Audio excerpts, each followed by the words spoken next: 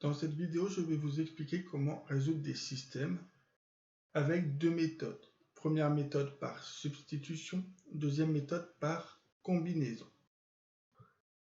Donc vous avez ici un premier système où vous avez dans la première ligne x plus 2y égale moins 4, dans la deuxième ligne 3x moins 2y égale 12. Première étape, on vous dit qu'il faut exprimer l'une des inconnues en fonction de l'autre dans une des équations. Donc ici, on n'a pas réellement beaucoup de choix, puisqu'ici, on voit qu'on a x tout seul. Donc comme on a x tout seul, on va dire que x, c'est égal à moins 4 moins 2y. Donc j'ai enlevé 2y à gauche et à droite. Du coup, nous avons exprimé l'une des inconnues en fonction de l'autre. Ce qui va nous permettre de remplacer dans cette deuxième ligne x par ce que l'on vient de trouver ici. C'est donc ce que l'on va faire. On remplace l'inconnu dans l'autre équation. Elle devient une équation du premier degré à une seule inconnue. Donc là, le problème ici, c'est qu'on avait des équations à deux inconnues. Ici, maintenant, nous n'avons plus qu'en remplaçant x ici par moins 4 moins 2y, nous n'avons plus qu'une seule inconnue qui est ici y. Mais faire une équation avec x, y ou autre chose, ça ne change pas grand-chose.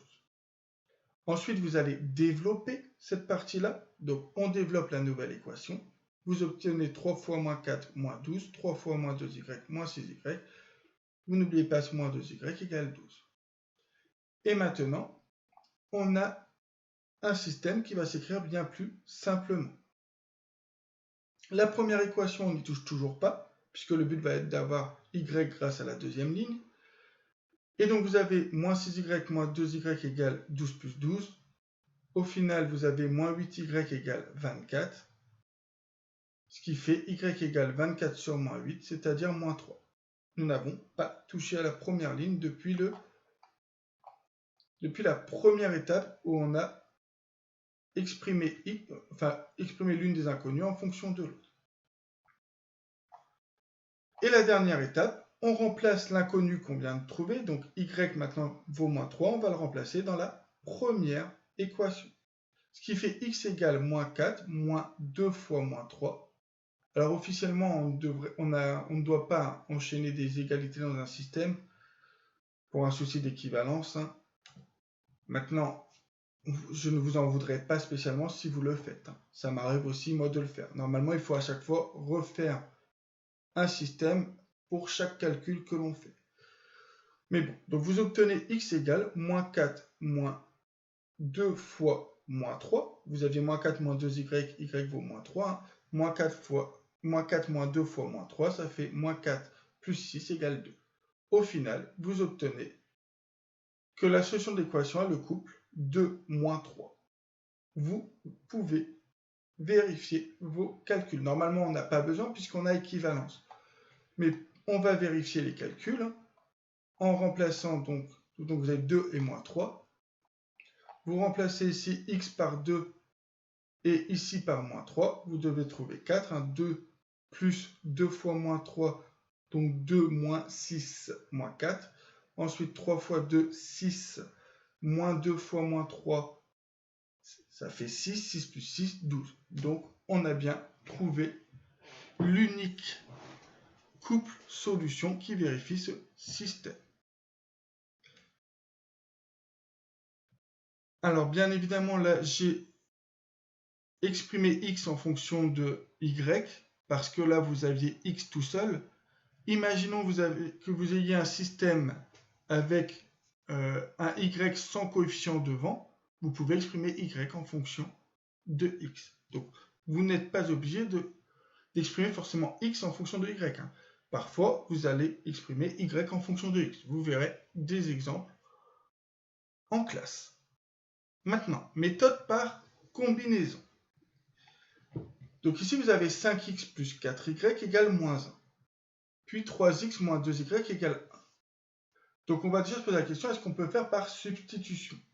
Vous voyez ici que devant le x ici, j'ai 5 et ici 3. Et pour y, j'ai 4 et moins 2. Donc isoler x et y, ça reste possible, mais ça risque d'être assez pénible. Donc pour ce faire, on va résoudre ce système d'équations par combinaison.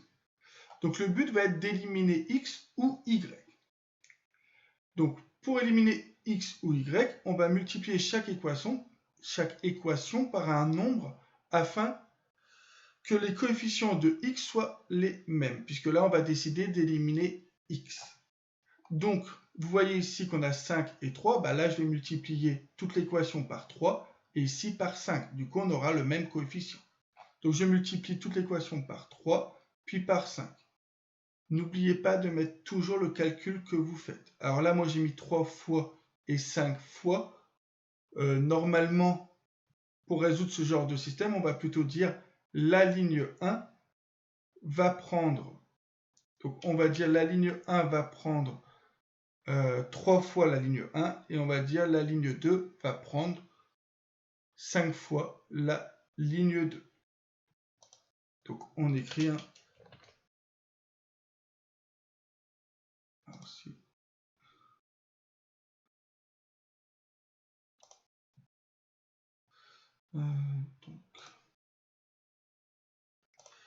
Donc ici on va mettre ligne 1 va prendre 3 fois ligne 1 et là on va mettre ligne 2 va prendre j'ai dit 5 fois ligne 2. Donc voilà comment on écrit normalement. Ensuite, du coup, on va obtenir un nouveau système équivalent. J'insiste sur ce équivalent. Donc normalement, vous avez ce système-là, vous mettez le symbole équivalent, vous obtenez ce deuxième système. Vous mettez le symbole équivalent et ensuite vous allez dire, on soustrait terme à terme les deux équations pour éliminer x. Ça signifie quoi? Ça signifie qu'on va faire, par exemple, ligne 1 moins ligne 2.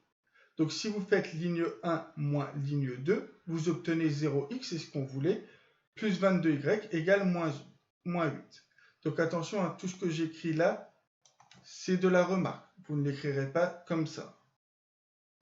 On obtient une équation du premier degré à une inconnue. Et on garde l'une des deux équations du départ. Donc en fait, qu'est-ce qu'on va faire? On va reprendre l'une des deux équations du départ, par exemple la première ligne. Et pour la deuxième ligne, on va écrire, donc comme j'ai fait tout à l'heure,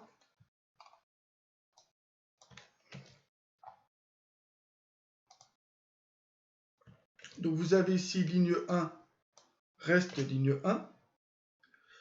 Et ici, ligne 2, en fait, la ligne 2, c'est, on a dit, la ligne 1 moins la ligne 2. Donc, en fait, ce que l'on va écrire, ça va être, pour l'instant, ce système, équivalent à ce système, qui est ensuite équivalent à ce système-là. Maintenant, l'avantage, c'est que dans la deuxième ligne, on n'a plus que y. Donc, deuxième étape, on résout la deuxième équation pour trouver y. Ce qui signifie qu'on ne touche pas la première ligne. Et y, on trouve moins 8 sur 22. Alors, normalement, on écrit ensuite équivalent à un système où on recopie la première ligne et on note moins 4 sur 11. Donc, maintenant que vous savez que y vaut moins 4 sur 11, on va remplacer la valeur du y trouvé pour avoir la valeur de x.